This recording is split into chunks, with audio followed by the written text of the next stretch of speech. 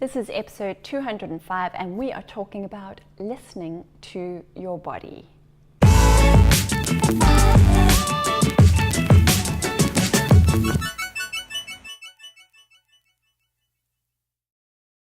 Welcome if you're new here, my name is Abigail and I do these daily videos on confidence so that us girls can talk about our body confidence, mind confidence and soul confidence, because you know what? Confidence is a 3-layered cake, ladies, 3 layers, and we need to be consciously intentional about all 3 layers.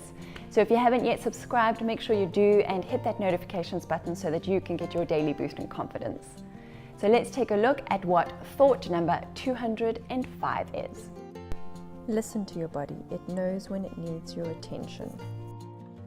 Sometimes we get so wrapped up in our head space that we completely forget or ignore or take for granted our entire body, and that our entire body is a walking, talking, sensory machine. It is picking up so much information, it is dealing with and processing so much information, it is doing so many amazing processes simultaneously while we are locked away in our heads thinking a million thoughts at a time.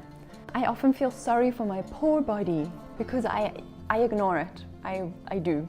I think we all do.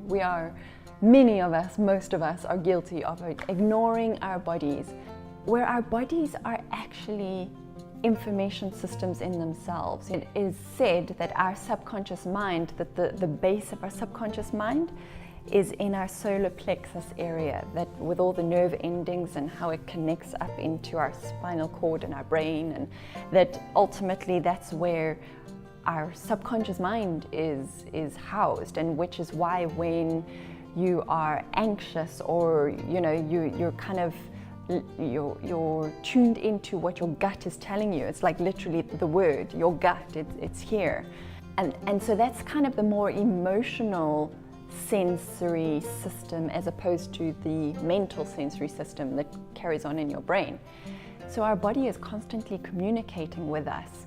And whether it is just in our posture, you can tell when somebody is down. If a friend walks up to you and she's got her head down and her shoulders slumped and eyes downcast, you can tell she's in a bad mood. Her body is communicating her mood before she has even opened her mouth. Or at the same time, if that same friend walks up to you, her chin is high, her shoulders are back, she's walking at a pace and her eyes are bright and she's got a big smile, you know she's got some good news to share with you. Her body is communicating with you before she's even opened her mouth. And what about when your body is not well? Have you ever had a niggle and you kind of get the feeling that you're coming down with a cold or a flu before the cold or flu has even shown up? Your body is telling you that, uh-oh, get ready, get prepared. And so it's all one big beautiful ecosystem that we inhabit, this body with this brain, with our conscious mind, our unconscious mind and our subconscious mind. It's one big beautiful ecosystem that we get to experience. And too often I think we discount or we discredit or we just plain ignore what our body is trying to communicate with us. And so let's be more conscious about paying attention to what our body is telling us. If you are feeling tired, go take a nap. If you are full, stop eating. If you're feeling anxiety, if you've got a knot in your stomach, go and write it out. Like, go get a journal and just free writing. Let's see what comes out. What does your hand create? What is your brain and your hand saying? And what comes out to try and identify what this feeling of anxiety is about. Let's stop numbing ourselves. Let's stop ignoring the signals that our body is sending us.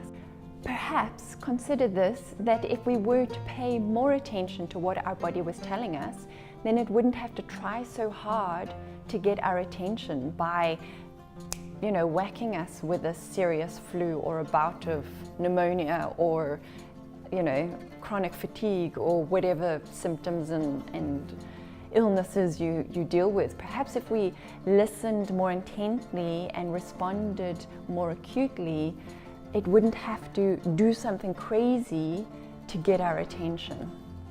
Maybe that's something to consider. That's a little light bulb moment for me right there. So that's thought number 205 of 365. Does it resonate with you? Did you have any kind of aha moments? Let me know in the comments down below and let's continue the discussion. And if you really want to carry on the conversation, then come and join me at my workshop on the 4th of August, where we are going to be talking about body confidence and mind confidence and soul confidence and how they all relate to each other so that we can show up in this world as our most confident self. Details to get your ticket are in the description down below, and if you'd like the chance to win a ticket to that workshop, then share this video on Facebook using the hashtag Confidence Workshop Competition, and I might just be calling your name on the 31st of July when I do that draw. So that's it. Go and have a conversation, listen, tune in, meditate, do whatever it is you need to do to get the information, to get the message that your body is trying to tell you. Send it some love. Give it some time and attention. Do it consciously, do it confidently, and I will see you again tomorrow.